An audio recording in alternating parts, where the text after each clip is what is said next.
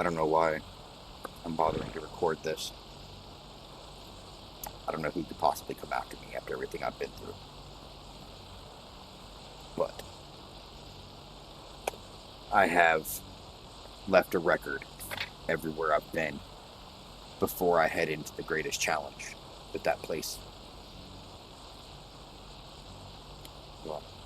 offers.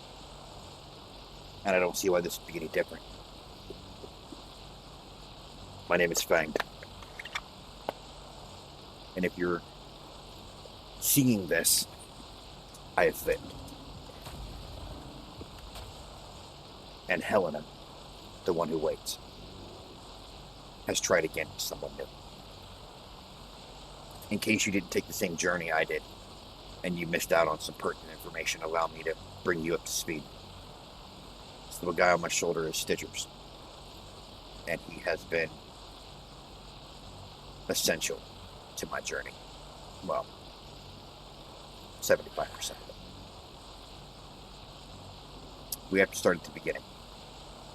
In the beginning, I woke up on an island with no memory of how I'd gotten there or who I was. On that island, I found record that I wasn't the first. There were many, many that had lived on this island before me. Only ruins of them remained by the time I got there, but there were many. Thousands. But only 4 really mattered.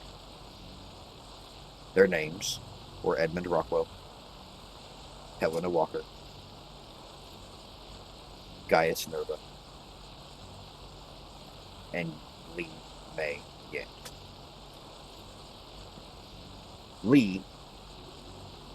Mei Yin, I will just call her from now on, spent her time alone in the jungle. She was a warrior by trade.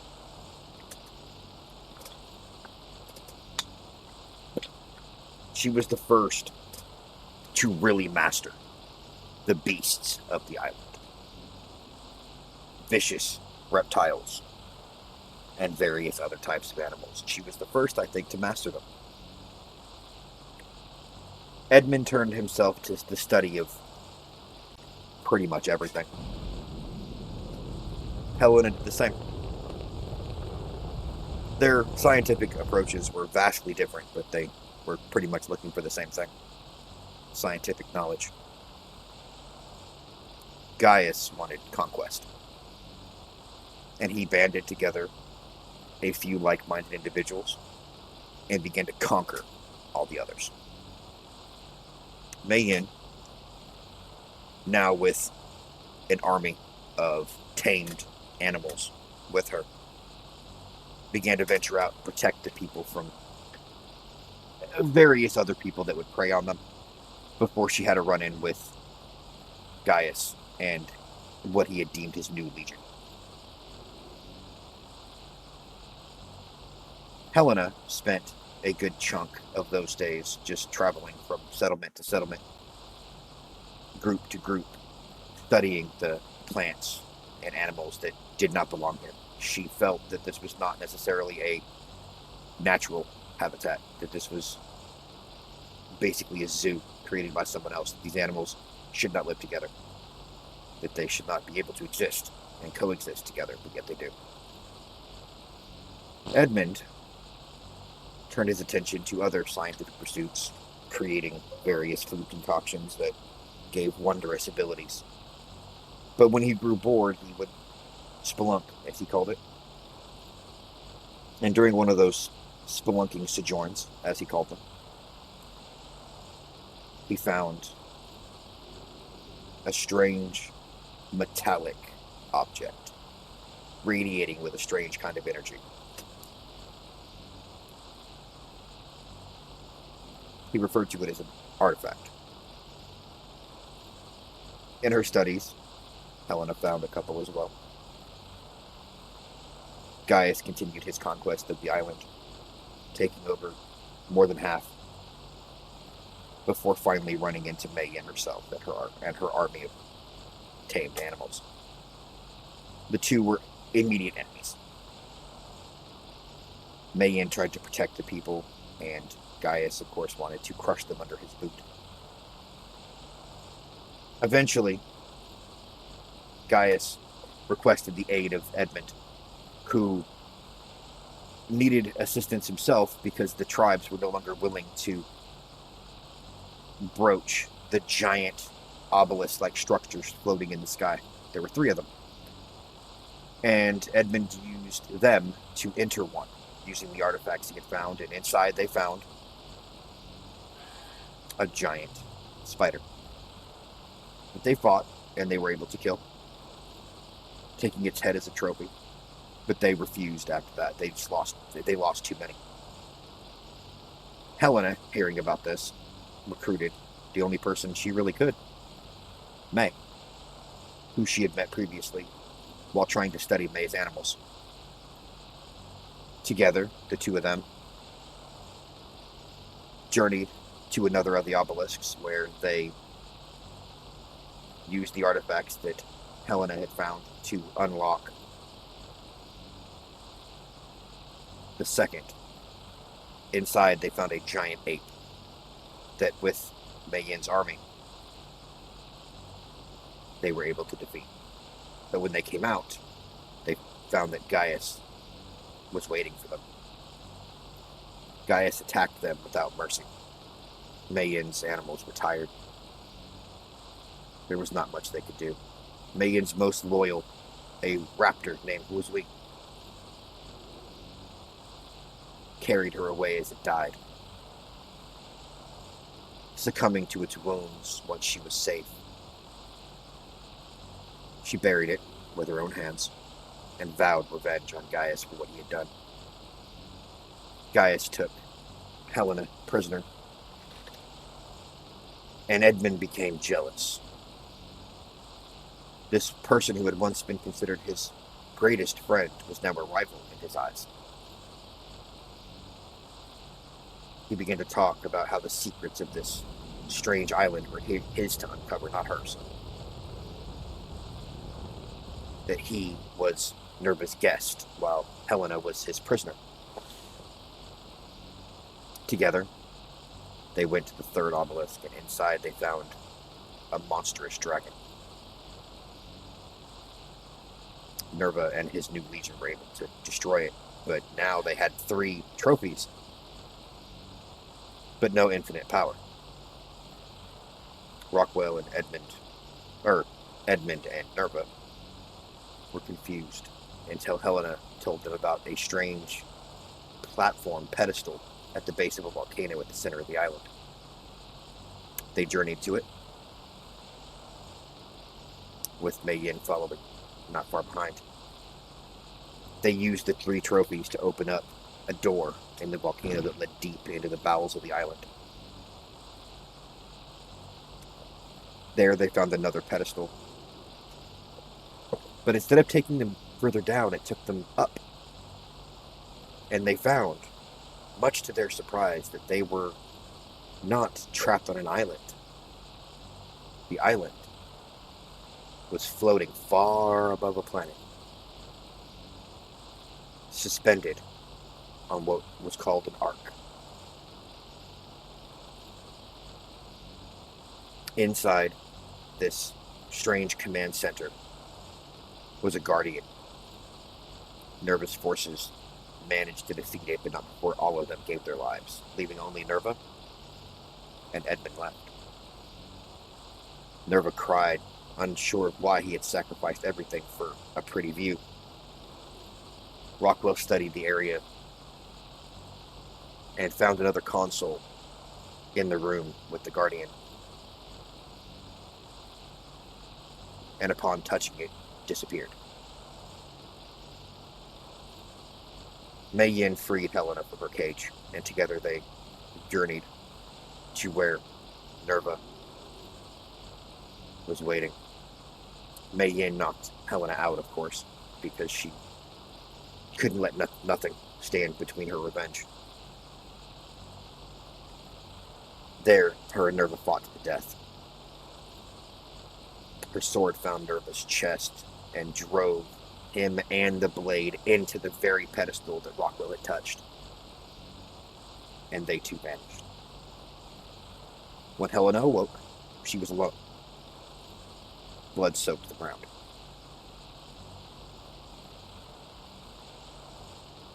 And she, like the other scientists before her, Edmund, recognized the pedestal for what it was. But unlike the other scientists, she realized that she could cycle through multiple other arcs. Dozens of them. She found one that looked like a desert and hit the button. And like the three before her, she vanished. I woke up many centuries later on that same island. And I followed their journey. I struggled and I survived. I tamed animals like Mei Yin did. I studied and I learned like Heleana and Rockwell had. And I bent that island to my will as Nerva had.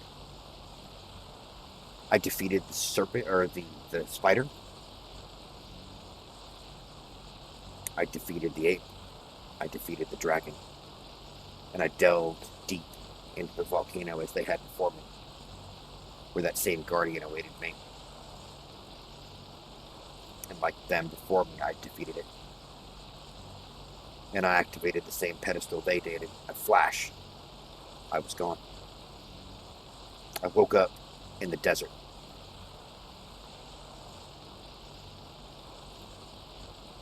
Long before I woke up in the desert, however, Heleana did. But the story of the desert starts even before that. Just like on the island, thousands of others woke up on this ark in the desert. But only two of them really mattered. Raya and a man named John Decaya.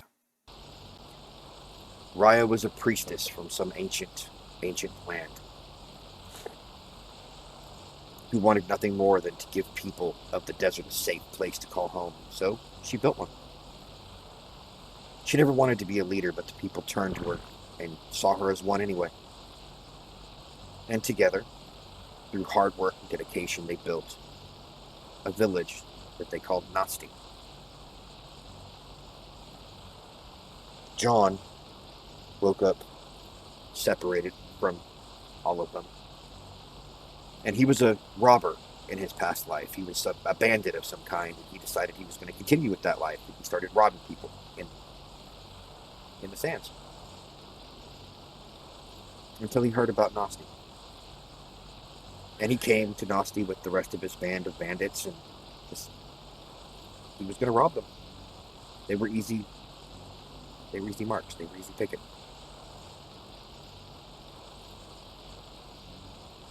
But when he talked to Raya, something inside John Decaya changed. And he decided, instead of robbing these people, he was going to protect these people. He turned on his own gang. When one of them, a hot-tempered one they called Blondie, refused to lay down his weapon, John killed him. Then and there in cold blood. And he vowed nothing would ever harm these people. Nothing. Together, with John protecting them, and Raya leading them, Nasti flourished. For a time. It grew from a small village into a full-on city. But something was wrong. The more complacent Nasti became, the more they decided to stop trying to grow and just live. It was like the very sand itself, the desert itself, began to rebel against them. Animals that had once been peaceful began to attack them en masse. John was hurt during one of these raids to stop them. He was hurt rather badly, actually. And as he lay, possibly dying, after they dragged him back to Nasti, Raya realized that she was in love with him. She couldn't live without him. And as he awoke from his wound-induced coma, she confessed her feelings for him, only to find out that John returned them.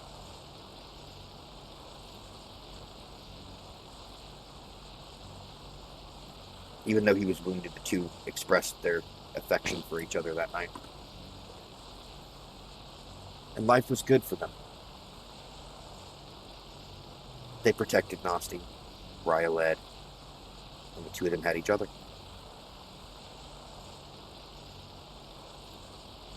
But the Ark can never be tamed. They didn't know it at the time, but the Ark was never meant for you to live on it. The Ark was meant for you to prove something. So when they failed to move toward proving that goal, the system in control of the Ark decided to force them along. Just outside of Nosti, the whole desert shook. The ground cracked open to a giant, hideous trench. And from that trench poured hundreds of massive flying dragons. The dragons fell upon Nosti without warning or without mercy. The thousands of people that lived in Nosti, only John and Raya survived, fleeing on the back of a saber cat that Raya had had since a pup, I think. They took refuge in a town, or well, the abandoned ruins of a town near Nosti. What John didn't know, of course, was that this place was a breeding ground for the dragons now. So as they hid, trying to rest and recover, the dragons showed up to just do what they do. Only if I find John and Raya. As they hid, John knew that the dragons would outwait them. They had no food, no water. So he told Raya goodbye. Told her to take the cat and escape as he led them away. And with his sidearms and weapons, he took the fight to the dragons.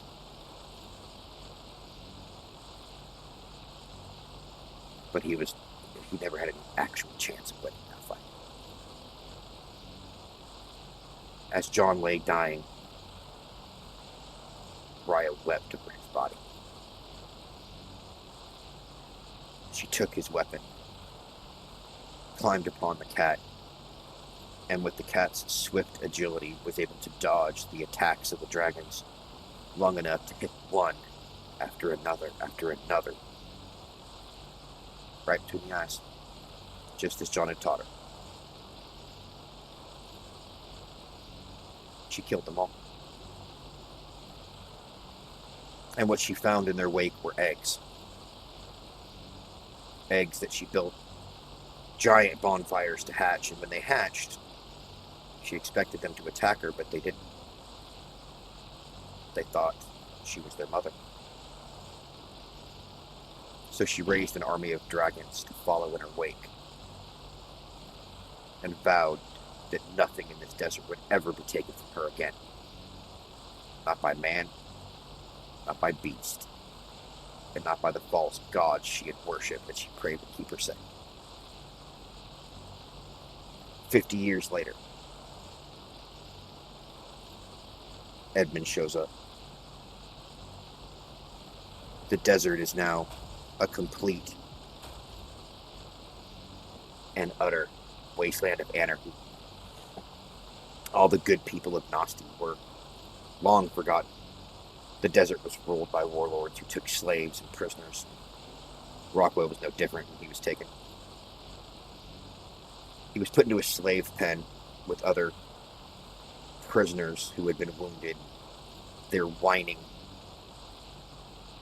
bothered him. So he treated them. And his prisoners, seeing he had medical capabilities, took him into a separate cell and introduced him to their leader. He was let free under the agreement that he would be the personal physician of the warlord, who, come to find out, had a pregnant wife. Even warlords have needs, after all. To his surprise, when the warlord took him to their religious leaders, he discovered that they were not only worshipping the obelisks as gods, as Raya had done before him, or before them, I should say, but the proof of these obelisks being gods came in the form of 3 shining artifacts, just like Rockwell had found before, made of the same metal that the command center had been made out of. Metal that Edmund, in his arrogance, called Edmundium. He knew he needed to take these artifacts and escape, so he convinced this warlord to take these artifacts and fight the Guardian inside the obelisks, preying on this warlord's vanity and pride. He convinced him, and this warlord made short work of the strange amalgam creature that lay within, half lion, half bat, half snake. Or scorpion. Scorpion, not snake. After the warlord came back, he threw a massive feast for his people. Edmund helped him prepare it. Edmund, of course, knew all about herbs. And as he prepared the feast, he included a couple of his own. It didn't take long for the herbs to take effect. And while they did, Edmund took the 3 artifacts and the trophy taken from the head of the beast and disappeared into the night. Of course, he didn't leave sleeping people behind him. He left an entire camp dead. Man, woman, and child.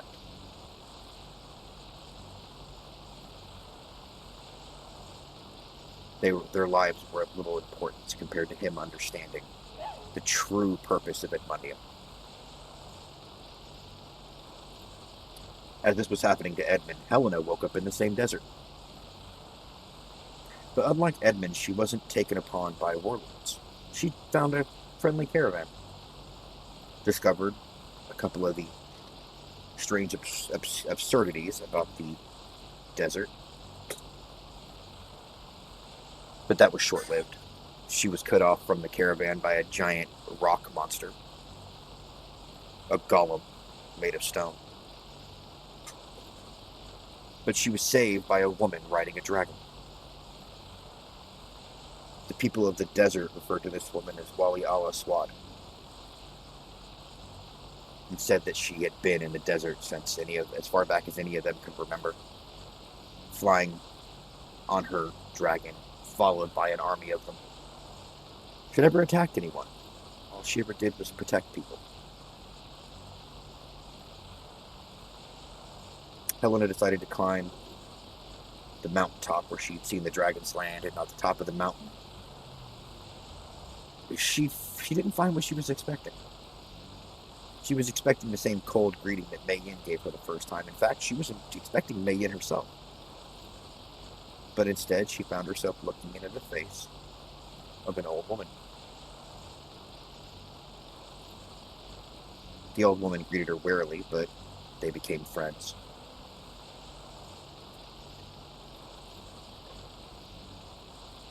Heleana had a friend, kind of like I have sitting on my shoulder right now, that she called Radar. And don't think I didn't notice how you perked when I said her name, Stitchers. I have my suspicions about you. Anyway.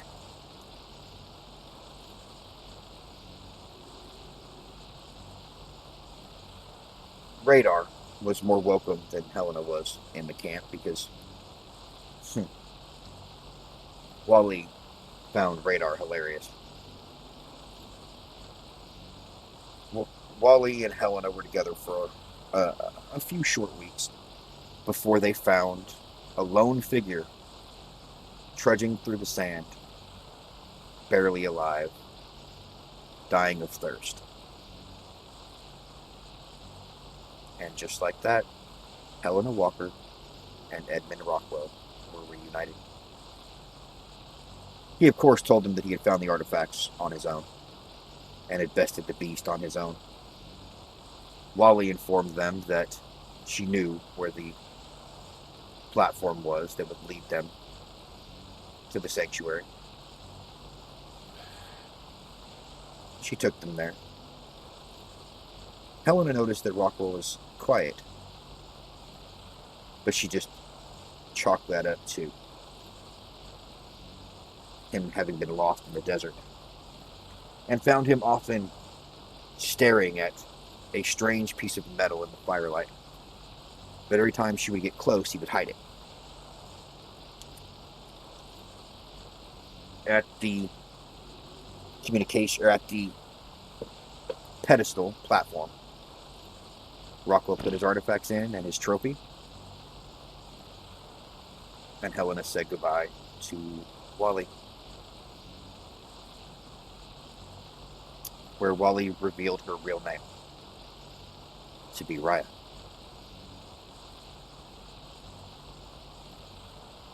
And Raya vowed that she would act as a guardian to these deserts until she had no more life left.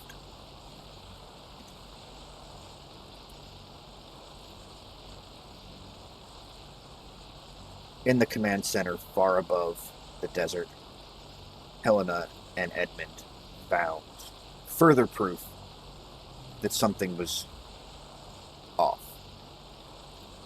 There were giant sleeping chambers, for lack of a better term. There were animals being created and sent down to the Ark itself. Supplies loaded into crystal holding containers and sent down to the planet.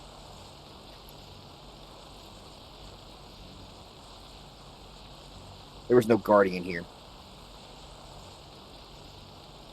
On the console where the guardian should have been, Edmund found another Ark. This one with what appeared to be a river of liquid Edmundium at its core. He didn't show Heleana this. He said it was the only Ark they could go to, so together they went. They arrived on an Ark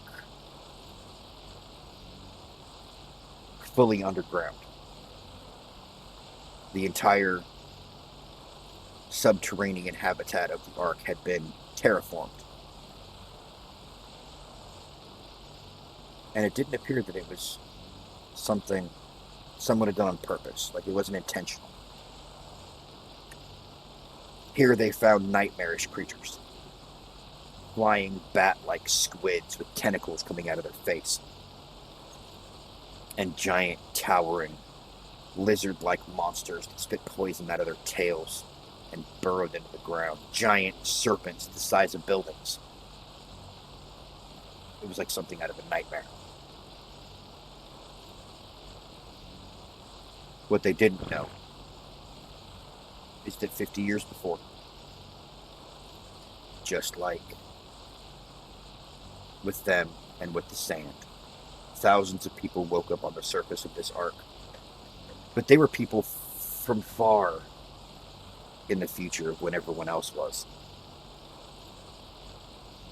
Thousands of years in the future as far as people like Raya were concerned.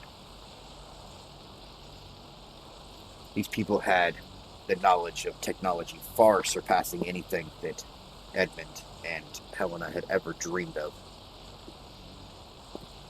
Some of this technology actually turned out to be made of Edmundium. But that was not really the point. These people were able to fashion armor that allowed them to fly and realized very quickly that they were stuck by some kind of a force field.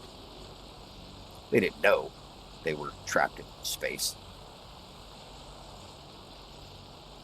They thought they were being trapped there by some other side of a war that was happening on the planet far below.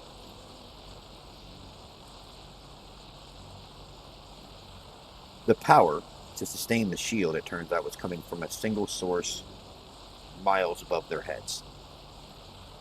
The command center. And with their technological superiority, they were able to hack the system to send something there. But they weren't going to fight it. They built a bomb. They sent a group of them up to that command center, where the same guardian from the island awaited them. And you have to wonder if before this was very much like the island. Another Ark, very similar to the island. But when that bomb detonated, it took out one of the support pylons of the Ark. Without that support pylon, the shield couldn't be maintained, and the whole shield came down. Without the shield, there was nothing to protect that Ark's surface from the sun. And every time that Ark faced the sun, the entire surface of the Ark caught fire.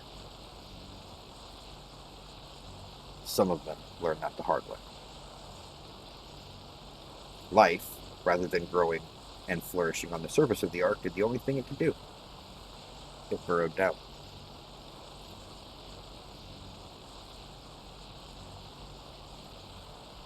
A few months before Edmund and Heleana got there, just off the surface, Mei Yin appeared with the body of Nerva.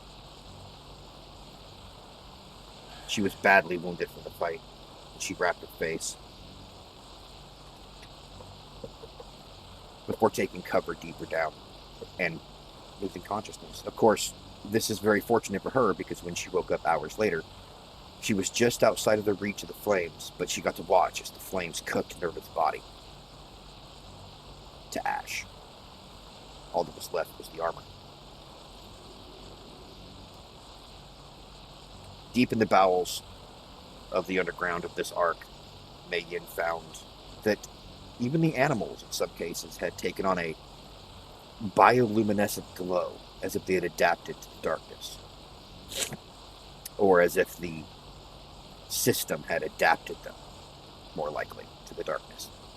One of them became her constant companion, a little goat-type creature.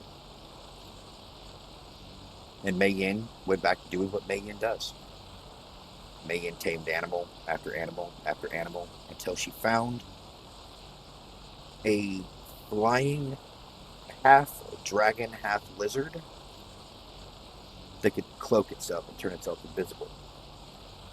This, Mei Yin was convinced, had to be the apex predator, like the Demon King that she had found on the island.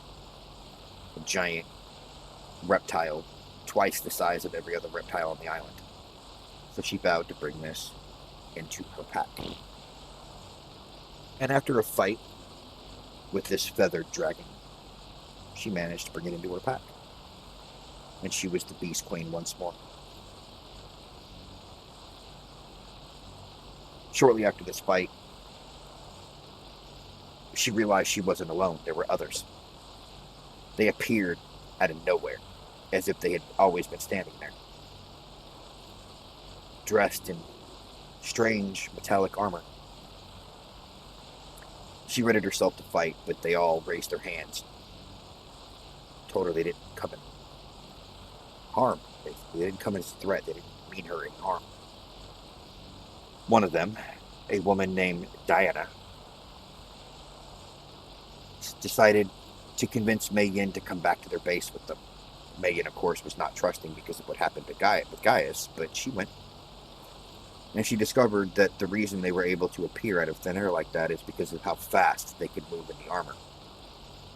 Wearing the armor, you could cover hundreds of feet in just a couple of seconds. And wearing the helmet of the armor, you can actually see in the dark.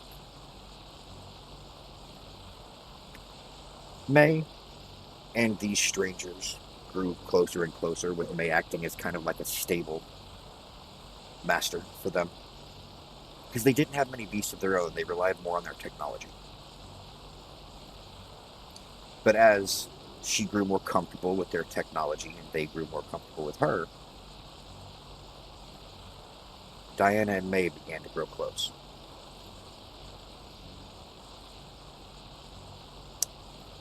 Mei, Diana, and a couple of the others, during a scout,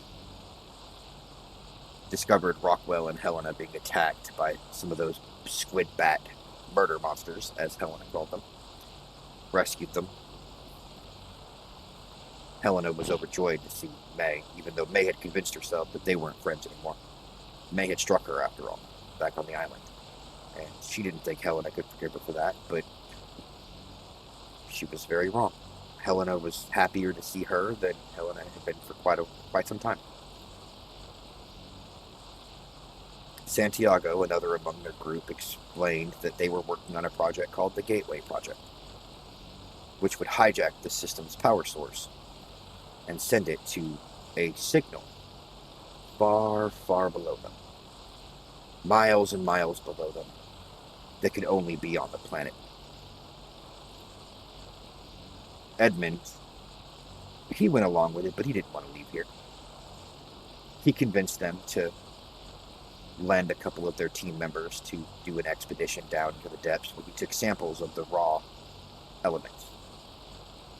At this point, the element, or Edmundium as he called it, was speaking to him in rhythmic whispers.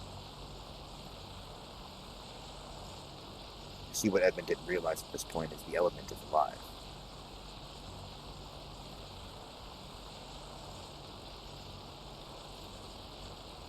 They continued to work on the Gateway Project while Edmund tinkered with the Edmundium, never pushing the boundaries too much under the watchful eyes of Diana and Heleana. But he grew more resentful by the day. As the Gateway Project neared completion, they needed one last trip up to the command chamber they had blown up. Santiago, Mei Yin, and Heleana decided to go up with some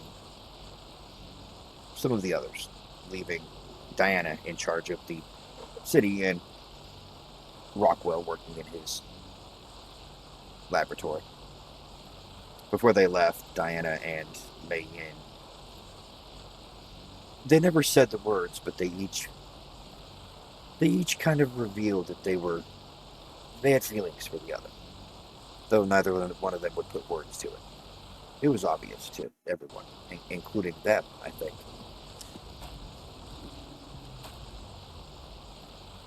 Up in the command center, Heleana learned the horrible truth. The human-shaped pods that she had found in the desert, it turns out, were for cloning humans. Every person there, including Heleana herself, was a clone. She descended into a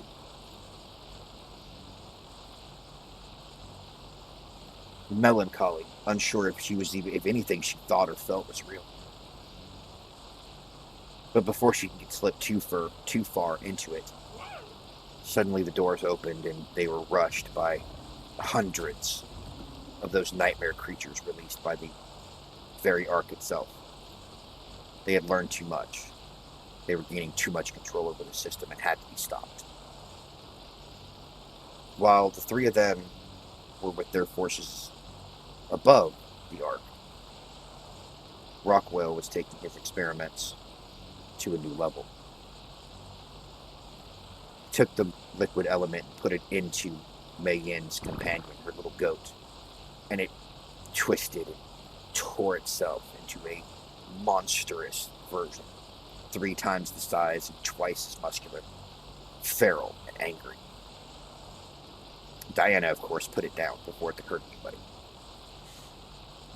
Rockwell was very angry about this, saying she betrayed science. And he knew that they wouldn't trust him for long. And he knew that he needed to unlock the secrets of this strange metal. So he tied off his arm at the elbow and injected it directly into his blood. No, I'm wrong. He realized that the reason the transformation had gotten out of control was because he had injected it directly into the body. So what he did is he pulled his own blood out, introduced the liquid element to his blood, allowed that to fuse together, and then injected that mixture into his arm. The effect was much more controllable this time. He could still use his arm, but his arm grew to twice the size, his hand turning into like a tentacle-like claw.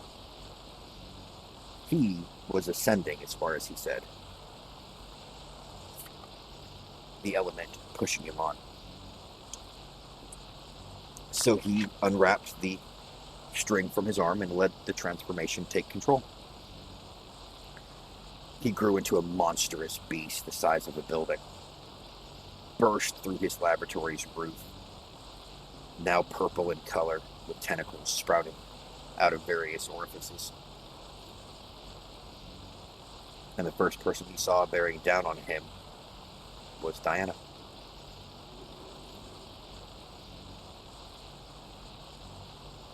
Diana tried to fight him, but he swatted her away like she was nothing. The people tried to run for cover, but Edmund killed them all. Or, well, most of them.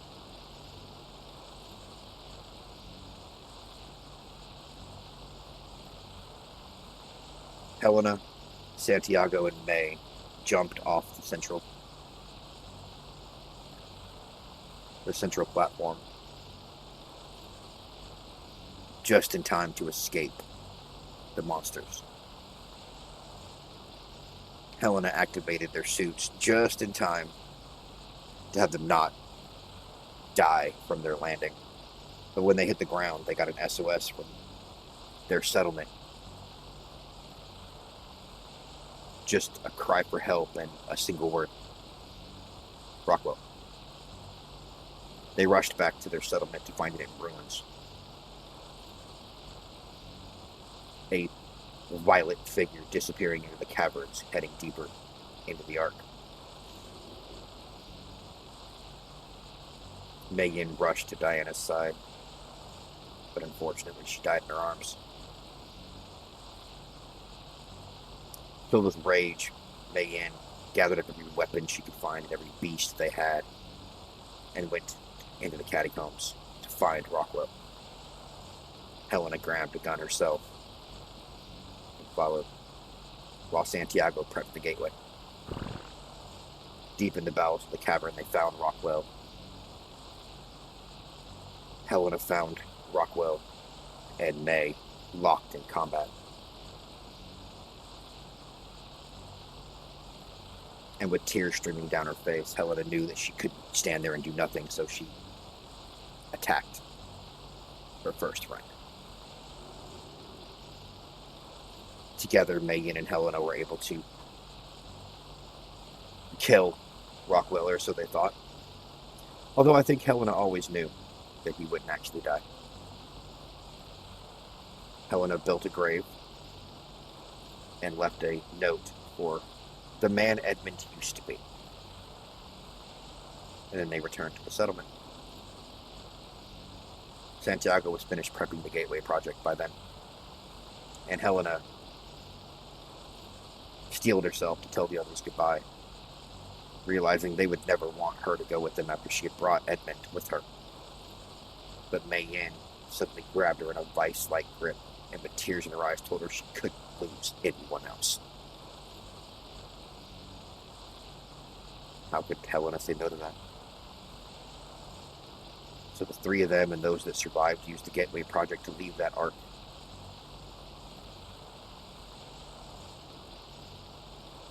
Many centuries later, I followed,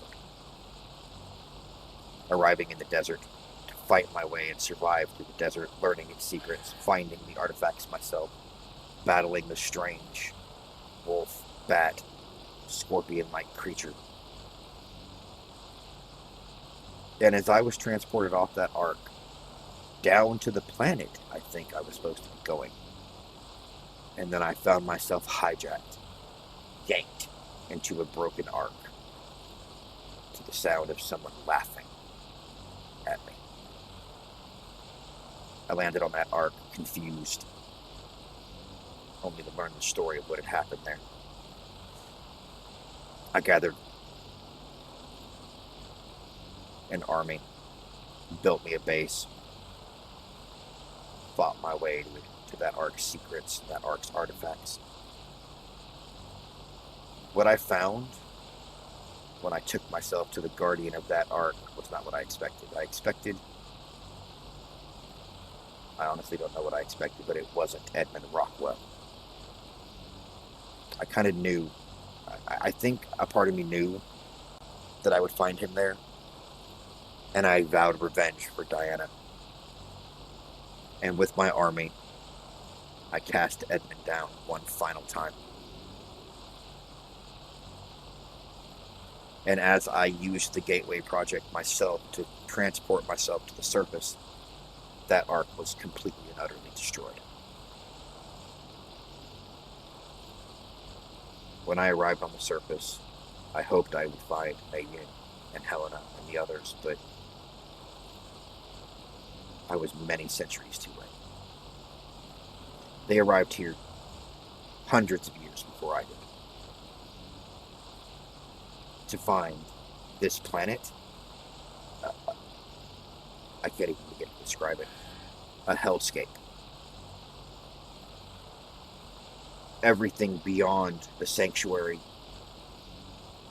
in this region's center has been twisted by element. The plants, the animals, everything. And 4 colossal titans ruled this entire region with an iron fist. In Heleana and Mei Yin's day, there were more than 4. There were dozens. And while Santiago designed mechs to help them fight giant, monster, titan size humanoid weapons that you could get into and pilot, it still wasn't enough. The Titans and their corrupted minions assaulted their camp over and over again. Mei Yin, Heleana, and the others weren't ready to pilot their mechs yet, so Santiago did the only thing he thought he could do. He led them away. He tried to fight them alone. This ended about how you would imagine it would end. Santiago gave his life. But it did buy them time. It did buy Heleana and Mei Yin time to escape. And while they did, they discovered a strange signal coming from somewhere on the planet. Heleana wanted to follow it, but Mei Yin didn't. Heleana was obsessed with finding out what happened here, learning the truth. And I think that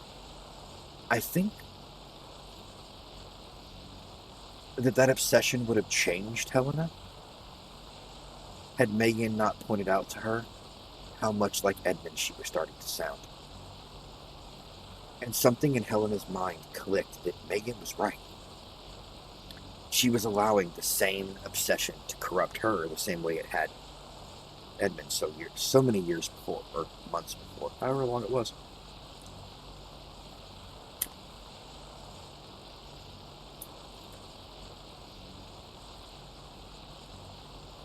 But once she got her obsession under control, Mei Yin agreed with some of the others in their group that survived to go to this strange energy source. Inside, they found an archive revealing a lot of what happened to this planet. A strange metallic ore had been found, mined, and turned into a power source, weapons, armor. But the more it was mined and the more it was used, the more it spread across this planet. pitted human against human, faction against faction, knowing they would fight with weapons made of element and spread even more element into the atmosphere around the planet. The humans didn't realize until it was too late. They built the Arks and sent them into the atmosphere, into space, on the understanding that on these Arks would be life. Humans, animals, vegetation, wildlife. At a certain point, they could call these Arks down and they could terraform the planet with them. But that was hundreds of years before. Something was stopping the Arks from coming down. As they came out of the archive with the only physical object they could find, a small pendant-sized chunk of metal, they found themselves set upon by the Titans again. And Mei Yin had a choice to make. She could flee with Heleana, or she could fight. And Mei Yin chose to flee. No one in that camp survived without Mei Yin and Heleana there to protect them. But Heleana was dogged by strange visions and dreams ever since they had freed that strange piece of metal from the archive. She was in no shape to help anyone, and Mei Yin knew that. When Mei Yin finally let Heleana touch that piece of metal, it shattered, and inside was a small crystal prism made of pure energy, small enough to fit inside of the centerpiece of the implant in your forearm, in all of our forearms. And the dreams began to get worse. Heleana dreamed of a figure climbing a ladder to the heavens, roaring, impotent, far beneath her. She dreamed of a violet figure driving its hand into the sand, into the very core, and gripping a beating heart so tightly until it stopped beating. And once it stopped beating, the violet spread outward like a plague. Heleana was seeing what the element was doing to this planet, and the only way to stop it. A being of pure light climbing beyond their reach. With no other options left, Heleana placed that prism in the spot in her forearm and immediately went almost comatose. All she could tell Mei Yin was that there was a tomb somewhere in the forest and that she needed to go there. Mei Yin fought her way to the tomb, and sure enough found a strange casket-like object inside the tomb. She placed Heleana inside, and the whole place suddenly burst open with light. She assumed this place was healing Heleana. So she did the only thing that she really could think to do. She barricaded the entrance, took her army of tamed creatures and her mech, and met the horde as it approached. She fought wave after wave after wave of corrupted creatures, until all of them were gone and only the Titans remained. The giant forest Titan made of wood and leaf. She took the fight to the Titan, even though her mech was badly damaged. And the Titan bested the mech.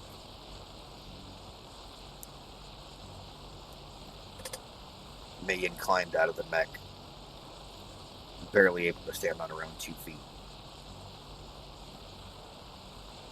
and looked up at the Titan, ready to fight it with her own bare hands if need be to protect Heleana. When suddenly Heleana vanished into a flash of brilliant light and disappeared. Heleana had done exactly what that prophetic vision had told her to do. She had climbed up the ladder to a higher plane of existence, out of the reach of the Titans. But in doing so, she forgot who she was. All she knew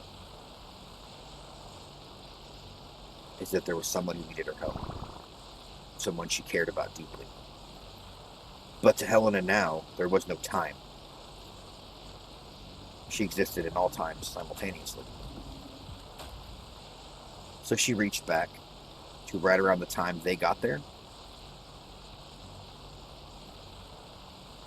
and a woman woke up in the wastelands of this planet, alone and naked.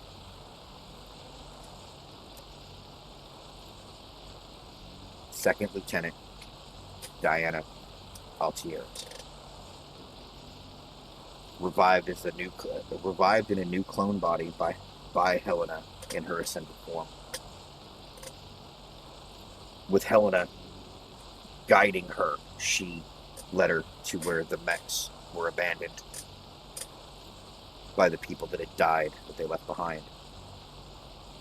Diana built armor, clothes, weaponry, and repaired the lone mech that she had found, which was, it turns out, Santiago's. She buried Santiago.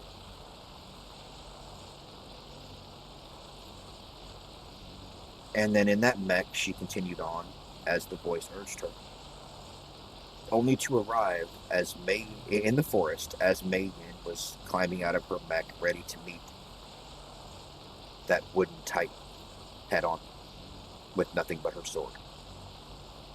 And she ripped it to shreds in her mech.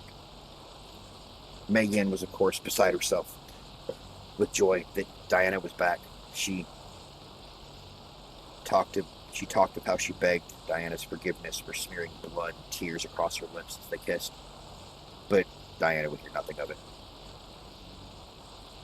She told Mei Yin about the voice that had been pushing her, and Mei Yin was, of course, skeptical. Mei didn't know that it was Heleana. Together, they discovered Santiago's master plan. That they could take the 4 mechs and fuse them into one giant mech to take the fight to the Titans. And they discovered what was stopping the Arks from coming down to terraform this planet. There was too much element in the soil. For as long as the Titans existed, they would continue to spread element and defend the element that was here.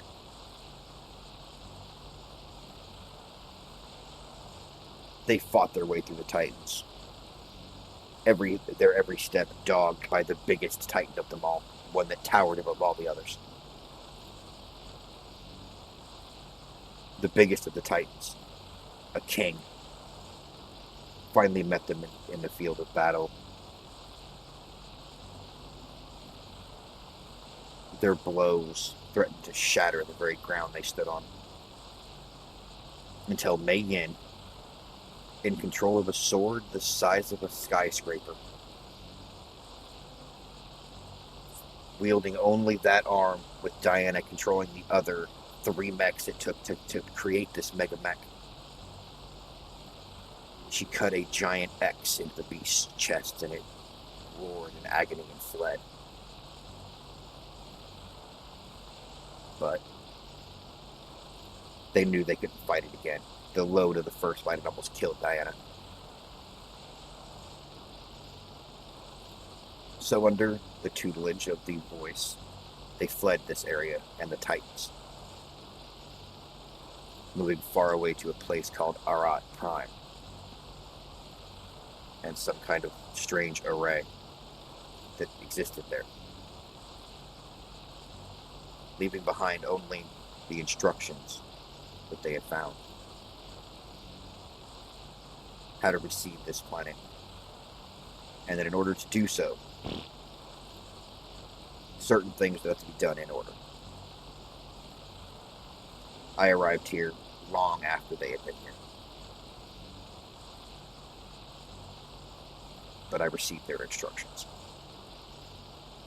I built a home. I built an army.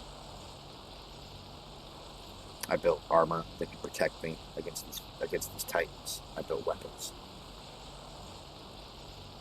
In order for the Arks to get called down and the reseed protocol to be initiated, the element levels have to drop below a certain level. You have to kill the 3 guardian titans. The desert titan, the ice titan, and the forest titan. But killing those 3 isn't enough by itself. For as long as their leader, their master, is still out there somewhere, they will heal themselves and come back. That was the step that Mei Yin and Diana didn't complete. They defeated all the others, but they simply just wounded the king.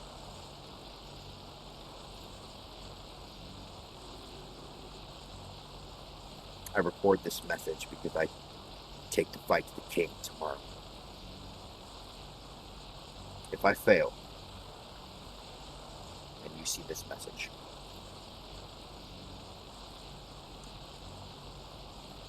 you must take out the 3 smaller titans before taking on the king. Killing the king first, but leaving the other titans isn't going to matter. It still won't trigger the reseed protocol. Once you have defeated the 3 titans, one in the desert, one in the ice, and one in the forest, you will find a trench of death. Dead trees, bloody land, element everywhere, far to the north.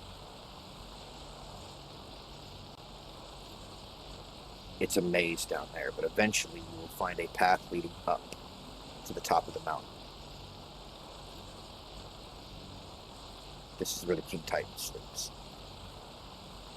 You must bring the 3 heads of his generals to that mountaintop to provoke him to show himself.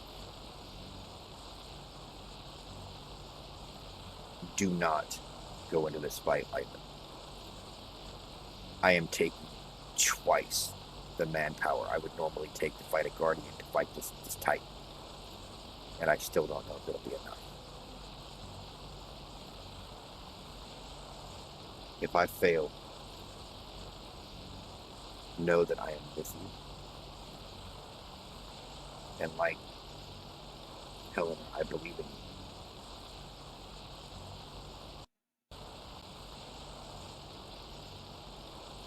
On behalf of Stitchers and Fanged,